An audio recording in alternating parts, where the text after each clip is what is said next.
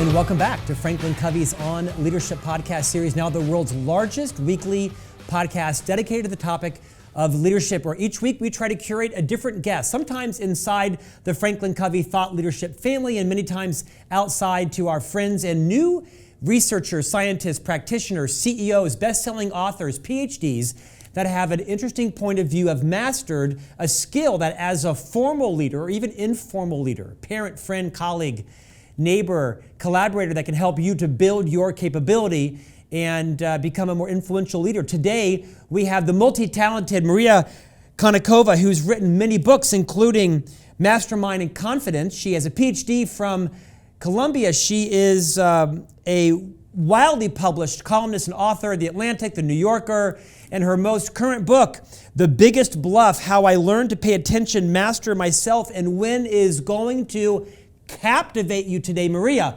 welcome to On Leadership. Thanks so much for having me, Scott.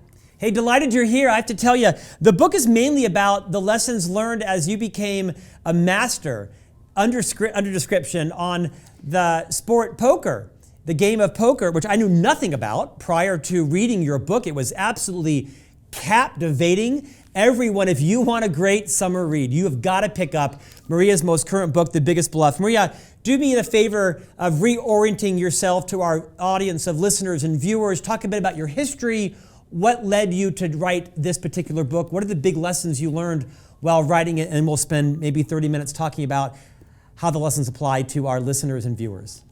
Sounds good. Well, Scott, like you, I didn't know anything about poker prior to embarking on this project. In fact, the stuff I knew probably hurt me more than it helped, because I was under several misconceptions, including the fact that I had no idea how many cards were in a deck. For some reason, I was positive there were 54. For listeners, there are not 54 cards in a deck. That is wrong. So I really started at less than zero, and I had no interest in poker, no interest in games. I didn't even have a deck of cards when I was growing up. I'm from a household where we read books as a family. That's kind of what we did on the weekends and in the evenings to pass the time. I didn't have a TV either, so not lots of external entertainments in the Konnikova family.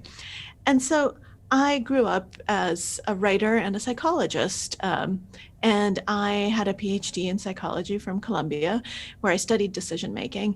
And all of my books prior to The Biggest Bluff had something to do with different topics in psychology that I was interested in. So my first book, Mastermind, was about Sherlock Holmes, but it was really about mindfulness and presence and active awareness and how to be more like Sherlock Holmes, how to think in more mindful ways.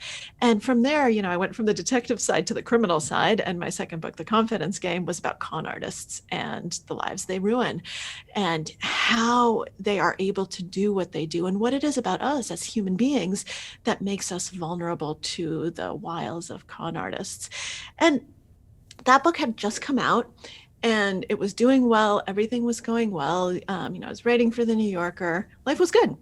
And then I went through a rough stretch where basically life wasn't so good anymore.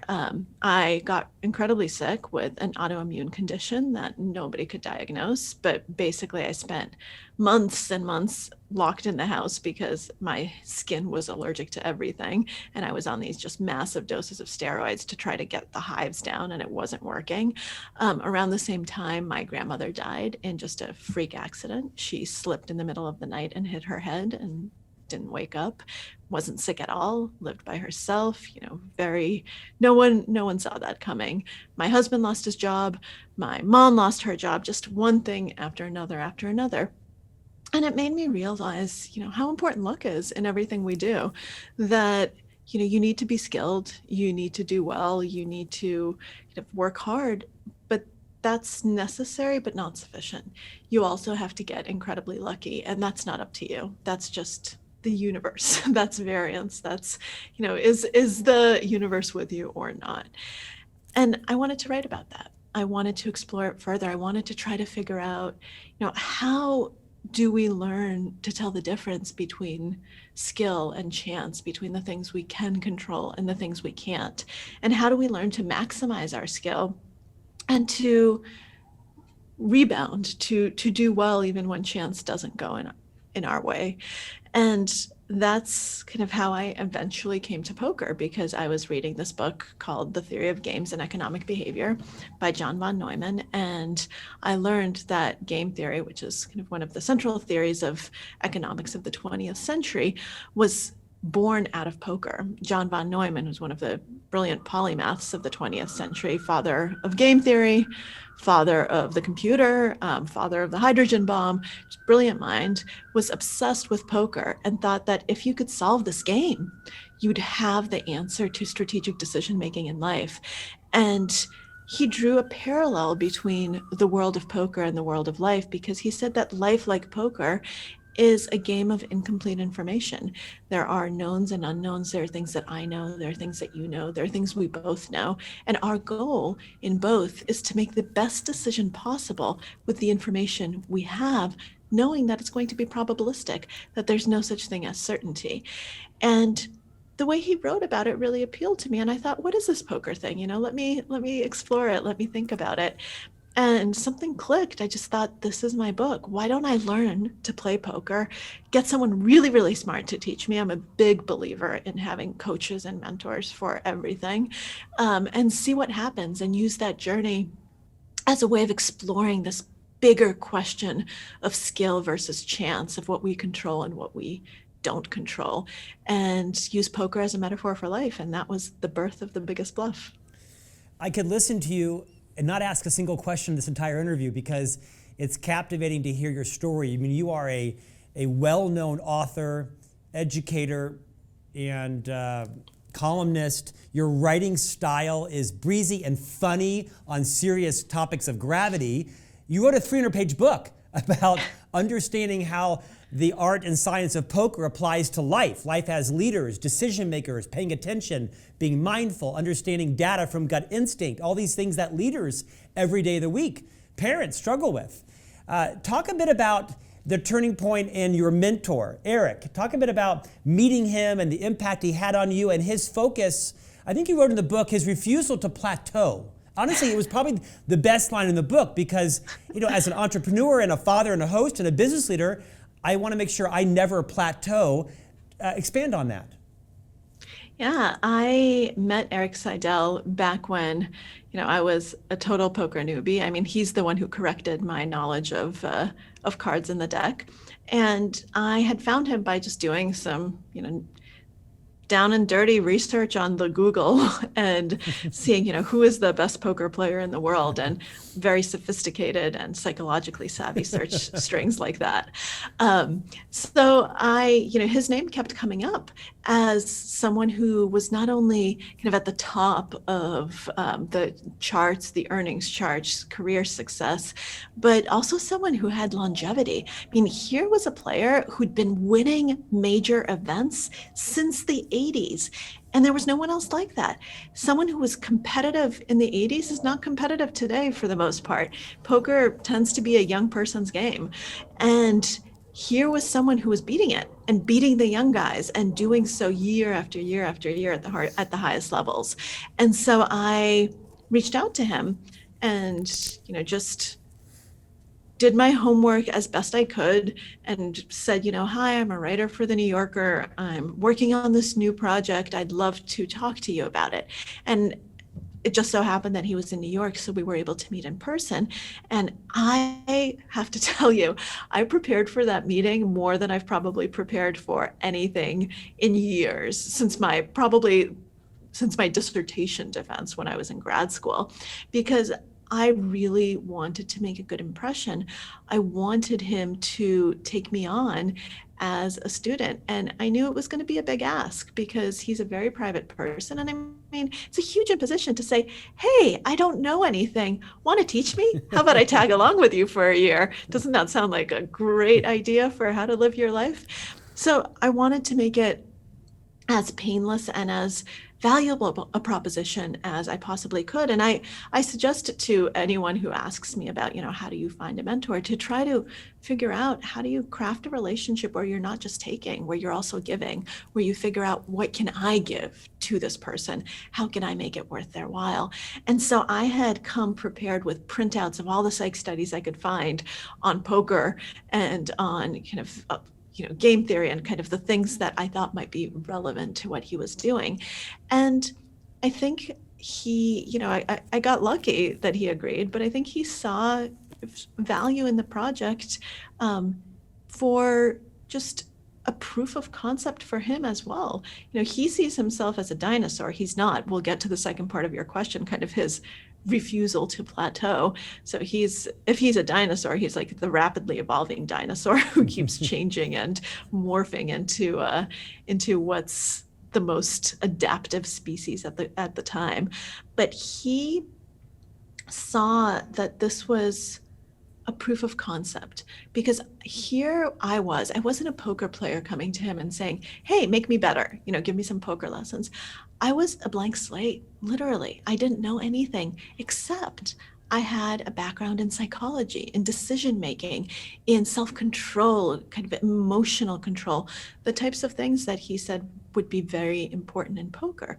And so if he could teach me from zero to actually make good decisions and be a good player, a thinking player, if you notice, I didn't say a successful player, because that is up in the air in the sense of, if you measure success by money, you might actually find that someone who's the thoughtful player is not successful, because, as he taught me very early on, you can't measure success by outcome.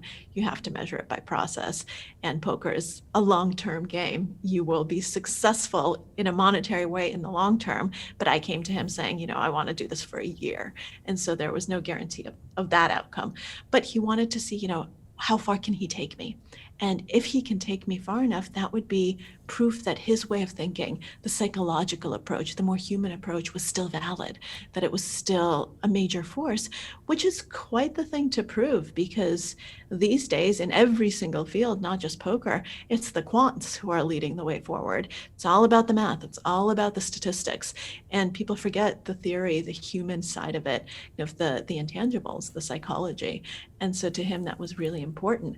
And I also think that it was a challenge in not plateauing, because one of the things I've learned about Eric is he is constantly questioning and challenging himself to learn more and be more. And he every single day wakes up and says, am I still competitive? Can I still do this? Can I still learn? Can I still compete with the best? And one of the best ways to stay current and to make sure you keep learning is by teaching. That goes back to my first ever book, Mastermind, about Sherlock Holmes and Watson, where I argued that Sherlock Holmes became a much better detective because he had Dr. Watson. He had someone next to him to whom he had to constantly explain his thought process, who constantly challenged him and forced him to be a more thoughtful version of himself. Maria, the book is absolutely riveting. It's captivating. I encourage everybody to pick up a copy and just read the story. A, because you're a great writer, but B, the lessons that you've learned and you teach, they're immediately applicable as leaders. You talk about the power of discernment, using good judgment, knowing when you're kind of fighting chance. Some of the lines in here, I'm going to ask you in a moment to describe the Columbia experiment you had with thousands of students around their investing. Your outcome, your conclusion was that people failed to see what the world was telling them when the message wasn't the one they wanted to hear. The cruel truth was, as humans, we often think ourselves in firm control when we're really playing by the rules of chance. Will you take a moment and recreate the experiment you did at Columbia and what the lessons are that guide all of our lives? Absolutely. So this was my graduate work where I conceived of a study to try to figure out, how do people make decisions in risky, uncertain environments. And the best environment to look at that was the stock market, especially because it had been inspired by the '08 crash. And my advisor, Walter Mischel, who listeners might know as the marshmallow guy, the psychologist who created the marshmallow studies, you take a 3 or 4-year-old, put a marshmallow in front of them, ask them to wait until you come back into the room, and then they can have more marshmallows. And then you wait and see how long does the kid wait, or does the kid eat the marshmallow right away? And it turns out that the longer a child is able to wait, the better they do in life, the more successful they are in all sorts of measures. This is called delay of gratification. And I'm actually saying this for a reason, because we were working with a lot of new students, but also with the original Marshmallow data, who those students are still alive and well and still being followed, and with people who are actual professionals who work in hedge funds, who are portfolio managers, who work in finance. And we wanted to see, does high self-control, do people who are normally able to wait for that second marshmallow, who are really good at being in control, who are successful, who are smart, who are good in school, good at their jobs, good at their lives, would they succeed better on this stock market task where we had them pick stocks and bonds, they had to make a portfolio, and then we would change the rules on them. So basically, stocks that used to be good ended up being bad and vice versa. And we just wanted to see how quickly do people learn? How well do they take that data? Do they make the changes when they should be making them? And we were expecting that, self-control would be great, that it would actually help people make smarter decisions. And that was not the case. We actually found that the most successful, smartest people, the ones who had the highest self-control, were the most prone to something called the illusion of control. So they still thought that they were in control even when they weren't, even when they were in an environment where their actions were not actually making much of a difference, where there was a lot of uncertainty. They overestimated their skill. They overestimated their ability to control the environment. And when they started losing money, instead of saying, fascinating, did something change? Should I change my strategy? They say, oh, no, that's just noise. I know what I'm doing. Whereas the people who weren't as successful, who didn't quite know what they were doing, they saw, oh, oops, something just changed. I'm starting to lose money. This doesn't look the same. Better adjust. And they ended up making more money overall. And to us, this was just such a fascinating thing to discover. It was kind of this Achilles heel of being successful and being good, and being in control in day-to-day life. When we yank that control away from you, when we put you in an environment where there's a lot of stuff going on, where there's ambiguity, where there's uncertainty, you're going to be overconfident. And that can pose a problem for your decision making, for your ability to take feedback, for your ability to make optimal decisions. Marie, I think it's fair to say you are an expert in understanding poker. You became a poker champion. You earned actually a fair amount of money in that year. And you may not be a world champion, but you become an expert in poker. Would you take us on a bit of a ride? Would you give us a short primer on poker? I didn't know anything about poker prior to reading your book. I knew, I'd heard of it, knew it was a game in Las Vegas that was for smart people, and that I was not going to waste any money on that.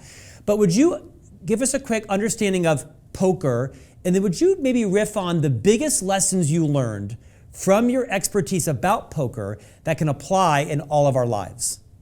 Absolutely. So I ended up playing a very specific type of poker, which is called No Limit Texas Hold'em. There are lots of different variants, but I'll be talking specifically about that.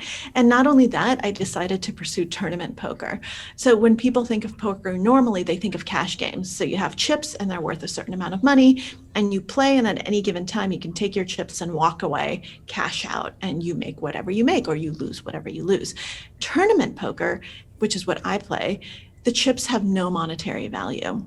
So you buy in, you pay a certain amount of money, and then everyone gets the same number of chips, and your chips are only worth something relative to everyone else's. So the goal is to get all the chips. And in a tournament, roughly 10 to 15%, depending on the tournament, of players are going to get paid. So you'll get your buy-in back and then some.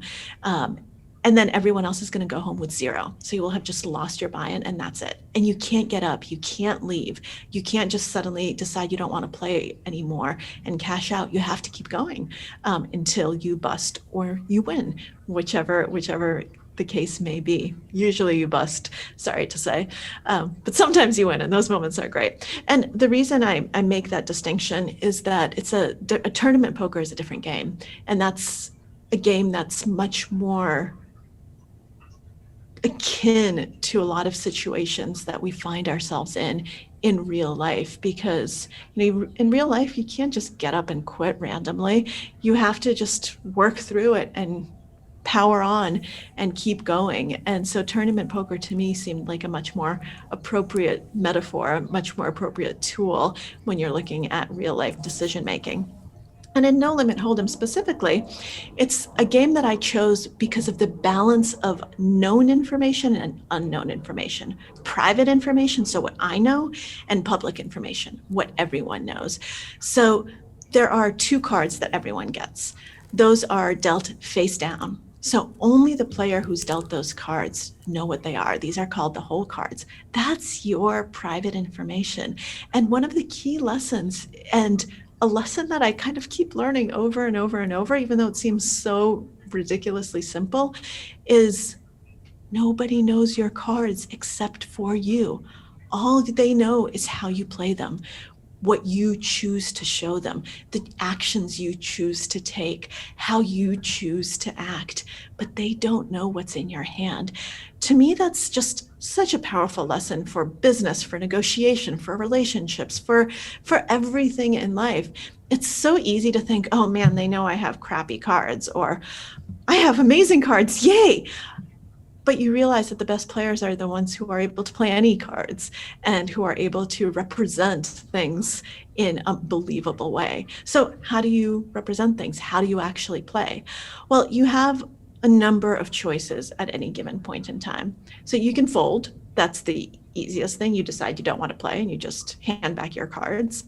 You can call, which means you make the minimum bet. So in poker, there are these things called blinds, which are blind bets, so that two people in any given round are forced to put in a blind bet before they even get any cards at all, just to make sure that there's some action. Otherwise, everyone could just fold, and that wouldn't be much fun, would it? So there are the blind bets, and you can call the blind bet, or you can raise.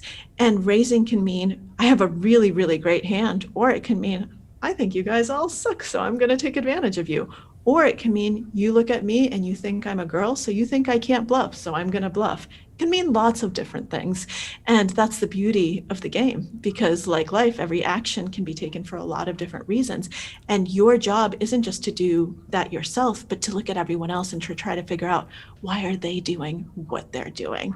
And then common cards come out. So the flop is the first three cards that are dealt face up. And once again, you go around in a circle and you have the exact same options. You can call, you can fold, you can check to see what someone else is doing, you can raise, and then another card comes out, and that's called the turn, and you go through the same thing, and then the final card comes out, that's called the river. You go through the same thing, and you can win in a few ways. Either you're just the last person standing, you got everyone else to fold along the way, either because of your aggressive betting, your aggressive raising, whatever it is, you got everyone else to just put their cards in the muck and you win by default. You never even have to show your hand. The other way of winning is to get to what's called showdown. So there's still multiple people left and you all turn your cards face up and the best hand wins. Your goal is to never get to showdown. Your goal is to actually win without having to show your cards, whether you have the best hand or the worst hand. And it turns out, when you look at actually the big data studies, the statistics of online poker, it turns out that the best hand wins less than 20% of the time. Usually it's the best player, and most cards don't ever make it to showdown. So that's how much of a skill game it is. I can get you to fold a better hand before we even make it to the end, and that's my skill edge. That's another incredibly important lesson, not just in poker, but in life, that if you can make good decisions, if you can read the situation correctly, then you don't actually have to have the best of it. You can just negotiate your way through almost any situation and end up as the winner. So how do you do all of this? I mean, I think the number one lesson, it's kind of the foundation, and the first thing that Eric Seidel told me when I asked him, so what's the one thing I need to know to be good at poker? Still can't believe I asked him that. It's very embarrassing, but I did. And he said something that was very deceptively simple, but that I think is actually the foundation of good decisions and being successful, whether it's in a poker hand or in a life situation. And that's pay attention. Actually be present. Be aware. Pay attention to what other players are doing. Pay attention to yourself. What are you doing? How are you acting? How are you feeling? What emotions are you feeling? Is there anything that's getting in the way of solid decision making? Are there any emotions that are clouding your judgment? Are you hungry? Are you tired? Are you angry? Are you sad? All of these things are things that you need to pay attention to because they're going to affect your decision calculus. But just as important is paying attention to every other person at the table, even when you're not playing yourself, even when you're not involved in a hand. So many people just get tired because paying attention is hard. It's actually really hard work. And so they go on their phone, they start scrolling through Twitter or social media. They start looking at the sports game on the monitor that's playing over there. They stop paying attention because, oh, well, I'm not in this hand, so why do I care? Why do I need to make notes? Well, the truly successful players are the ones who are constantly there and present and observing and taking notes, because in poker and in life, information is power. You want to gather as much information as possible while revealing the least you possibly can yourself. And the only way to do that is to be present, to be attentive, and to be fully immersed in whatever experience you're undertaking at the moment, whether it's playing poker or something totally different in a business context or a personal context. To me, that's, I think, the most powerful lesson that I've taken from the game of poker and applied to everyday life. I don't know that I can play poker, but I do understand it more after having read your book and that description. I think one of the big lessons that you also taught in the book through your own research as a psychologist, of course, your education at Harvard before that, and all of your writings and experiences, how many of us act on our intuition and our gut instincts versus what the data and the science shows us. Speak to the leaders, the business leaders by the millions that are watching and listening this podcast. When do we know, what signs, triggers do we know when our instinct and our gut might need to trump the data? And also, what signs should we show when we should discard that and actually have the data prove out right and follow that instead? Any advice you'd give us there? Yeah, we suck at knowing when our intuitions are accurate and when they're not. So if you look at all of the psych studies, it shows that people on average have correct and incorrect intuitions pretty evenly split. So, 50-50, any given time, our intuition is going to be right or wrong. And when you ask people to correctly name which intuitions are right and which are wrong, they can't. They're no better than chance.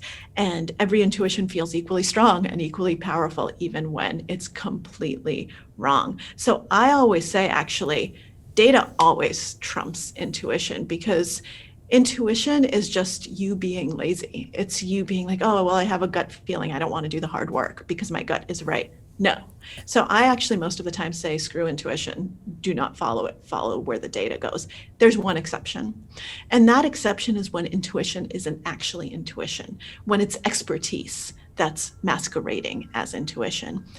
When you are such an expert in a domain where you have tens of thousands of hours of experience, where this is your life, this is what you've been doing, this is what you've been studying, you acquire a lot of different domain knowledge, not all of which might be consciously accessible to you because you don't always take the time to sit down and analyze it.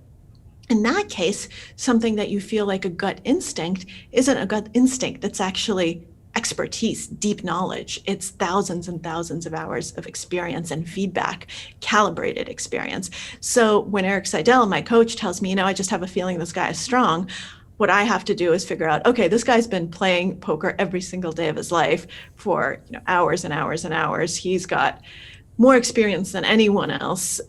What is he seeing? This isn't a gut feeling. There's actually something that he's seeing. There's a pattern that his mind has recognized over time, but he's just never taken the time to figure out, to actually interpret it, to figure out what does this mean. And so my job as a student is to try to figure out, okay, Eric, what are you looking at? What are you seeing? Is it a gesture? Is it betting patterns? What is it? Because that's not intuition, that's deep expertise, just something that he's never really explained to anyone. In that case, trust your gut. And so your question to yourself should always be, is there a reason why my intuition should be right? Am I an absolute expert in this? The answer is usually no. And the thing is, we all think we're experts in people because we see people all the time and we see their body cues and we actually talk to them, but we're not. We're terrible at figuring out when people are lying, when they're telling the truth, because we're not calibrated. The difference between actual expertise and this feeling of expertise, because, everyone's an expert in people, is feedback and actually knowing, was I right or was I wrong? We never get that in real life. And so we're very poorly calibrated. And so a lot of times we have really strong gut feelings that are just absolutely wrong. And so what I tell anyone is, your gut feeling should only ever be your last resort if you have zero data. But usually what you want to do is try to get as much data as possible, and data that you can be confident in. And so I try to make, when I'm playing poker, I try to make decisions based on what I've observed. And sometimes I don't. Sometimes I screw up. Sometimes I make gut reads. And usually when that happens, I'm absolutely wrong. And I want to slap myself and say, yep, should have waited, should have observed more, should have gathered more data before I figured out what to do, rather than acting impulsively. Maria, so well said. I've long since eliminated the word luck from my vocabulary because I'm not sure that even exists. I don't know what luck is. What is luck? Is luck different than chance? No, luck is chance. It's just a way that we have, a word that we have for chance. I think everyone should have the word luck in their vocabulary because it absolutely exists. There's so much chance in life. This is, going back to the beginning of our conversation, where you realize that skill is never enough. And I mean that literally never enough. You always have to be lucky.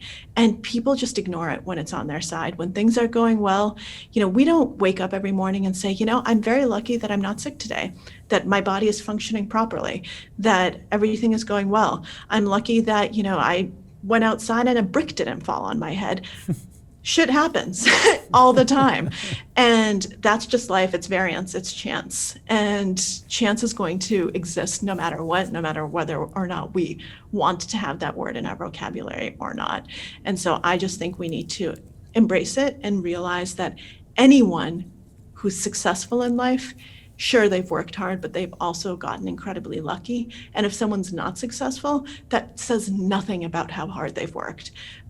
Maybe they didn't work hard, but maybe they worked even harder than you. They just didn't get the lucky breaks. They weren't in the right place at the right time. They missed out. They were born to the wrong parents. They were born in the wrong place. They were born with the wrong skin color. They were born of the wrong gender. They were born in the wrong country.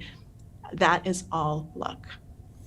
To our viewers and listeners, you heard it here first. Luck exists and shit happens, according to Maria. Maria, tell us how the year ended. What was your success? What were your failures?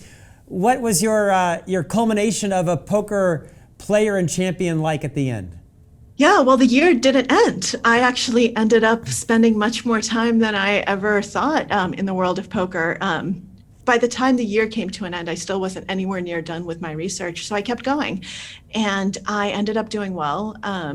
This isn't really a spoiler alert because a simple Google search will show you that I ended up winning a major international championship title, becoming sponsored by Poker Stars, turning pro. And this ended up being multiple years of my life. And I worked hard, but I also got lucky because you can't win tournaments without luck. And it was quite the journey and became a new career for me. Now these days, I'm back to writing, but it was a phenomenal experience and one that really taught me so much more about myself as a person, as a decision maker than I had ever thought I'd learn from a game like poker. And I highly recommend it. I mean, it's taught me that poker is just a brilliant teaching tool for good decision making, for emotional management, for self-control, for a lot of the biases that I researched when I was back in academia working in psychology. I had never actually seen how to solve them, how to overcome them, what those solutions would be until poker. So I'm now of the firm mind that we should be teaching poker alongside chess to kids in school, to teach them how to be better thinkers and better decision makers, better critical thinkers. I think the world would be a much better place if people knew how to deal with uncertainty, knew how to make probabilistic decisions, knew how to judge based on the process, not the outcome, knew all of these powerful insights that poker teaches you through experience. So Maria, should Serena Williams be on the lookout for you, Tiger Woods? What's next for you? Who are you going to be trumping with your next project? What's on the horizon for you? No, Serena and Tiger can rest easy. They're safe. I have zero other athletic ability. I will not be coming for them. And you know what? I think this is it for me for experiential journalism. This was quite the journey, but I think that up next is going to be something totally different and something that I can't even conceive of right now. Just like if you had told me, 6 years ago, hey, Maria, you're going to be a poker player, I would have said, great joke. I think that's how the best ideas and the best projects work. There's something that the you of the year before or even of yesterday couldn't have possibly known about. So that's to say, I have no idea what my next book is, and that's exciting to me. Maria, such an honor to have you on today. Delighted a brick did not fall on your head. We wish you great health. We wish your family great professional success. The book is absolutely captivating. The Biggest Bluff, How I Learned to Pay Attention, Master Myself, and Win. Maria Konnikova, thank you for joining us, and we'll look to have you back in a couple of years with your next book, if you'll join us. Thank you so much, Scott. It's been an absolute pleasure. Thank you. Thanks for joining us. We'll see you next week with a new guest on leadership.